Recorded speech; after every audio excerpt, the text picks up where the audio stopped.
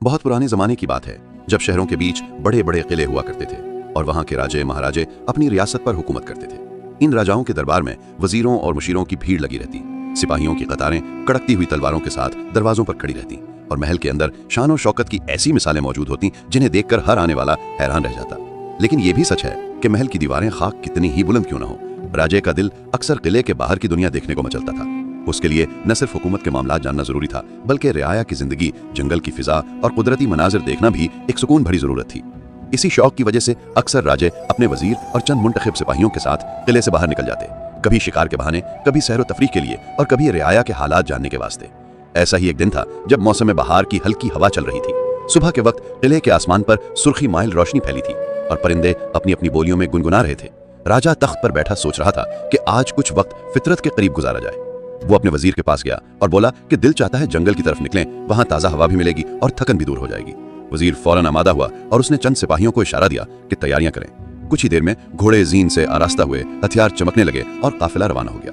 किले की ऊंची दीवारों से बाहर निकलते ही फिजा बदल गई। महल की भीड़ भाड़, दरबारियों की चापलूसी और शहर का शोर पीछे रह गया। अब सामने जंगल की राहें थीं, ऊंचे दरख्त, बिल खाते रास्ते, परिंदों की आवाजें और घने सायों के बीच से छन छन कराती हुई धूप। राजा घोड़े पर सवार था और उसके साथ वजीर चल रहा था। सिपाही आगे पीछे फैले हुए थे। सब खुश थे कि आज महल की सख्ती से निकलकर कुदरत का लुत्फ लेने का मौका मिला है।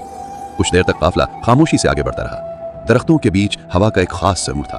कभी कभार हिरन के झुंड भागते दिखाई देते, कभी बंदर शाखों पर उछलते, कभी नदी के किनारे रंग बिरंगे फूल खिलते दिखाई देते। राजा इन सबको देखकर मसरूर हो रहा था और वजीर भी बातों में उसके दिल की खुशी बढ़ा रहा था। सिपाही कभी आपस में सरगोशी करते और कभी घोड़ों की रफ्तार को काबू में रखते। मगर जब सूरज कुछ ऊपर चढ़ाया और दिन का पहला पहर गुजरने लगा तो जंगल की फिजा में गर्मी बढ़ गई। हल्की हल्की पसीने की बूंदें माथे पर आने लगी। राजे को महसूस हुआ कि उसके होंठ खुश्क हो रहे हैं, हल्क में कांटे चुभने लगे हैं और जबान पर प्यास की शिद्दत बढ़ गई है। उसने घोड़े को आहिस्ता किया और वजीर की तरफ देखकर कहा कि मुझे सख्त प्यास लग रही है, देखो कहीं पानी का इंतजाम होता है या नहीं। वजीर ने फौरन सिपाहियों की तरफ देखा और हुक्म दिया कि तुम लोग इधर उधर फैल जाओ, कोई नदी, तालाब या कुआं तलाश करो, कहीं से भी पानी लेकर आओ। सिपाही घोड़ों से उतरे और जंगल में बिखर गए। कोई उधर गया, कोई इधर। सबने अपनी आंखों से दरख्तों के बीच छानबीन शुरू कर दी। कुछ ने सोचा कि अगर परिंदों के झुंड किसी तरफ जा रहे हैं तो शायद वहां पानी हो। कुछ ने जमीन पर सबज घास देखकर अंदाजा लगाया कि करीब ही पानी का जखीरा होगा। एक ग्रोह कुछ आगे बढ़ा तो उनकी नजर एक सायादार दरख्त पर पड़ी। उसके नीचे एक शख्स बैठा था। उसके सामने मिट्टी का एक बड़ा सा मटका रखा हुआ था जिसकी दीवारें गीली थीं और ऊपर से पानी के कतरे टपक रहे थे। देखने से साफ लगता था कि यह ताजा और ठंडा पानी है। सिपाहियों की आंखों में खुशी झलक उठी। वो भागते हुए इसके पास पहुंचे और गुरूर से भरे लहजे में बोले कि ओए, हमें पानी पिला, हमारा बादशाह प्यासा है और हम भी प्यास से मर रहे हैं, जल्दी से ये मटका इधर ला। उस शख्स ने उनकी आवाज सुनी।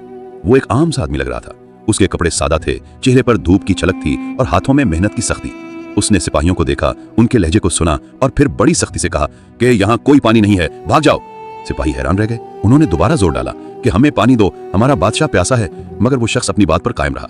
वो कहता रहा कि यहाँ कोई पानी नहीं है। सिपाहियों को गुस्सा भी आया और ताज्जुब भी। वो सोचने लगे कि एक आम सा शख्स कैसे इनकार कर सकता है जबकि वो जानते हैं कि पानी उसके सामने ही रखा है। लेकिन वो मजीद झगड़े में पड़े बगैर पलट आए और जाकर वजीर को सारा हाल सुनाया। वजीर ने जब ये सुना तो उसके अंदर रोब बढ़ा। उसने सोचा कि शायद वो शख्स सिपाहियों को आम आदमी समझकर नजरअंदाज कर रहा है। मैं खुद जाऊंगा तो मेरा रोब देखकर फौरन पानी पेश करेगा।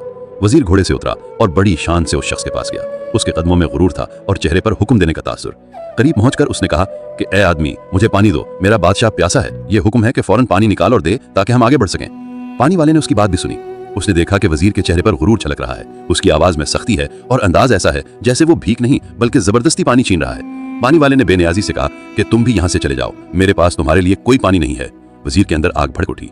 उसे यकीन न आया कि एक आम सा शख्स इसकी बात को यूं रद्द कर सकता है, मगर उसके पास भी कोई दलील न थी। वो पलटा और जाकर राजे को यह सब बताने लगा। वजीर जब पलट कर आया तो उसके चेहरे पर गुस्से और हैरत दोनों के आसार नुमाया थे। सिपाही भी चुपचाप खड़े थे कि जैसे उनकी समझ में ना आ रहा हो कि क्या जवाब दें। वजीर ने राजा के करीब जाकर कहा, हुजूर, हमने अपनी पूरी कोशिश की। पहले तो सिपाही गए थे, उसने उन्हें डांट कर भगा दिया। फिर मैं खुद गया और बड़े रौब दबदबे के साथ कहा कि हमारा राजा प्यासा है और पानी दे दे। मगर उसने मुझे भी वही जवाब दिया और कहा कि यहाँ कोई पानी नहीं मिलेगा। राजा ने गौर से वजीर की बात सुनी। उसके लबों पर हल्की सी मुस्कुराहट उभरी। उसने अपने दिल में सोचा कि मामला कुछ और है। वो जानता था कि दुनिया में हर इंसान का अपना मिजाज होता है और कभी कभी ताकत या हुक्म से ज्यादा नरमी और अखलाक की जबान असर दिखाती है। राजा ने कहा, अच्छा, अब मैं खुद चलकर देखता हूँ। काफिले में एकदम सन्नाटा छा गया। सिपाही हैरान हो गए कि हमारा बादशाह खुद पानी मांगने जाएगा।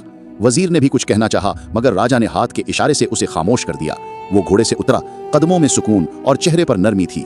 जंगल की हवा उसके साथ थी और उसकी आंखों में आजिज़ी झलक रही थी। वो आहिस्ता आहिस्ता उस तरफ बढ़ने लगा जहां दरख्त के नीचे वो आम सा शख्स मटका रखे बैठा था। रास्ते में राजा सोचता जा रहा था कि शायद ये शख्स आम लोगों के गुरूर से तंग आ चुका है। शायद उसके दिल में ये बात हो कि जो भी ताकत के जाम में आता है वो दूसरों को कमतर समझता है। मुमकिन है कि वो सिर्फ नरमी और इज्जत का तलबगार हो। ये सोचते हुए राजा के दिल में मजीद आजिज़ी आ गई। जब वो करीब पहुंचा तो उसने देखा कि वही आदमी ठंडी छांव में बैठा है। मटका अभी भी पानी से लबरेज है और उसकी सतह पर नमी की बूंदें चमक रही हैं। राजा ने आहिस्ता कदम आगे बढ़ाए। करीब पहुंचकर न किसी रौब से न किसी हुक्म के अंदाज में बल्कि बड़े प्यार और शाइस्तगी के साथ बोला, भाई साहब, मुझे सख्त प्यास लगी है। अगर आप मेहरबानी फरमाकर मुझे थोड़ा सा पानी दे दें तो मेरी प्यास बुझ जाए। उसकी आवाज में वो नरमी थी जो दिल को छू जाए, वो आजिज़ी थी जो गुरूर की दीवारें तोड़ दे। पानी वाले ने सर उठाया। उसने राजा के चेहरे पर निगाह डाली। वो कोई खास लिबास या जेवर नहीं देख रहा था। उसे ये भी मालूम नहीं था कि सामने खड़ा शख्स राजा है। उसने सिर्फ आवाज सुनी थी, लहजा महसूस किया था और दिल ने गवाही दी थी कि ये कोई आम आदमी नहीं बल्कि बड़ा इंसान है। वो फौरन उठ खड़ा हुआ। उसने अदब से कहा, हुजूर, आप यहाँ तशरीफ रखें, ये साया ठंडा है, आप जरा आराम कीजिए, मैं अभी आपको पानी पिलाता हूँ। राजा ने शुक्रिया अदा किया और दरख्त के नीचे बैठ गया। उसने महसूस किया कि वाकई यहाँ की हवा ठंडी है और जमीन पर बैठने से सुकून आ रहा है। पानी वाले ने मटके से एक कटोरा भरा। पानी के कटोरे पर नन्हे नन्हे कतरे झलकने लगे। जैसे ही उसने वो कटोरा राजा के हाथों में दिया तो राजा ने दोनों हाथों से पकड़ा और बड़े सुकून से पानी पिया। पानी ठंडा और मीठा था, जैसे उसके अंदर नई जान आ गई हो। प्यास बुझते ही उसके दिल से शुक्रगुजारी की लहर उठी। उसने मुस्कुराकर कहा, भाई, आपने बड़ी मेहरबानी की। इस पानी ने न सिर्फ मेरी प्यास बुझाई बल्कि मेरे दिल को भी सुकून दिया। सिपाही और वजीर कुछ फासले पर खड़े ये मंजर देख रहे थे। उनके चेहरों पर हैरत की लकीर खिंच गई। वो सोच रहे थे कि जिस शख्स ने हमें धत्कार दिया था, जिसने वजीर जैसे बड़े आदमी को भी ठुकरा दिया, उसी ने हमारे राजा को इतनी इज्जत से बिठाया और पानी पेश किया। उन्हें अपनी आंखों पर यकीन नहीं आ रहा था। राजा ने पानी पीने के बाद उस शख्स की तरफ देखा और नरमी से पूछा, एक बात बताओ भाई, जब मेरे सिपाही तुम्हारे पास आए तो तुमने उन्हें भगा दिया। जब मेरा वजीर आया तो तुमने उसे भी पानी न दिया, मगर जब मैं आया और तुमसे पानी मांगा तो तुमने बड़ी इज्जत के साथ मुझे बिठाया और पानी पिलाया। ऐसा क्यों किया? क्या तुम्हें मालूम था कि मैं राजा हूं? ये सवाल सुनकर पानी वाला मुस्कुराया। उसकी मुस्कुराहट में दानाई छुपी थी, उसकी आंखों में सच्चाई थी। उसने बड़े सुकून से जवाब दिया, हुजूर, मैंने आपको आपके चेहरे से नहीं पहचाना। मुझे ये भी इल्म नहीं था कि आप राजा हैं। मैं तो सिर्फ आवाज से पहचानता हूँ। इंसान की पहचान उसके चेहरे से नहीं बल्कि उसके लहजे और आवाज से होती है। आपके सिपाहियों के लहजे में गुरूर था, हुक्म देने का अंदाज था, उनकी आवाज में नरमी नहीं थी। वजीर के अंदाज में भी रौब तकब्बुर झलकता था। मगर जब आपने पानी मांगा तो आपकी आवाज में आजिज़ी और प्यार था। इसीलिए मैंने आपको इज्जत दी, बिठाया और पानी पिलाया। राजा ने उसकी बात सुनी तो वो गहरी सोच में डूब गया। ये अल्फाज सीधे दिल को लगे। उसने महसूस किया कि वाकई इंसान के असल खदुखाल उसके लहजे और रवैये से झलकते हैं। चेहरा तो बदल सकता है, लिबास तो बदला जा सकता है, लेकिन आवाज और लहजा इंसान की असल हकीकत को जाहिर कर देते हैं। सिपाही और वजीर अब भी खामोश खड़े थे। उन्हें भी अपनी गलती का एहसास होने लगा था। वो सोचने लगे कि हमारा लहजा क्यों ऐसा था कि इस शख्स ने हमें रद्द कर दिया और राजा के नरम लहजे ने इसके दिल को जीत लिया। राजा जब पानी वाले की बात सुनकर खामोश हुआ तो उसके दिल में एक अजीब सा सुकून उतर आया। वो लम्हा ऐसा था जैसे किसी ने उसके दिल की गहराइयों को छू लिया हो।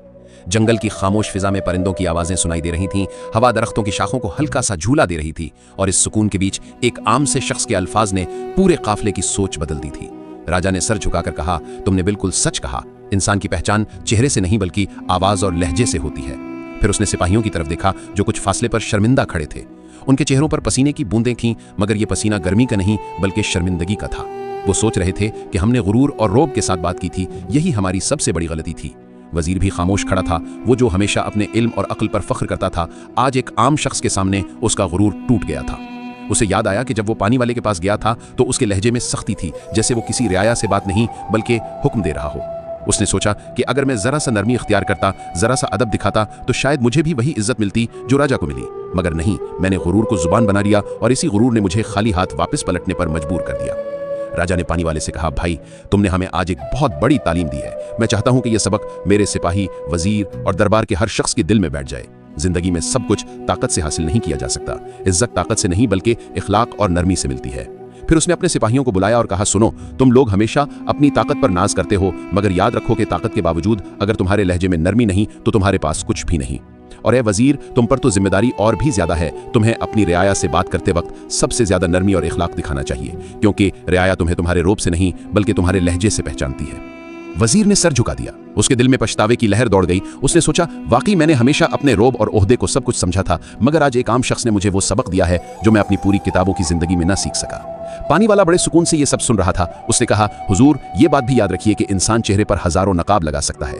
कोई झूठी मुस्कुराहट, कोई मसनूई संजीदगी, कोई रोबदार लिबास, ये सब वक्ती चीजें हैं, लेकिन आवाज और लहजा वो शीशा है जिसमें दिल की सच्चाई झलक जाती है। अगर दिल में गुरूर है तो लहजा कठोर होगा, अगर दिल में नरमी है तो आवाज खुद ब खुद मीठी हो जाएगी।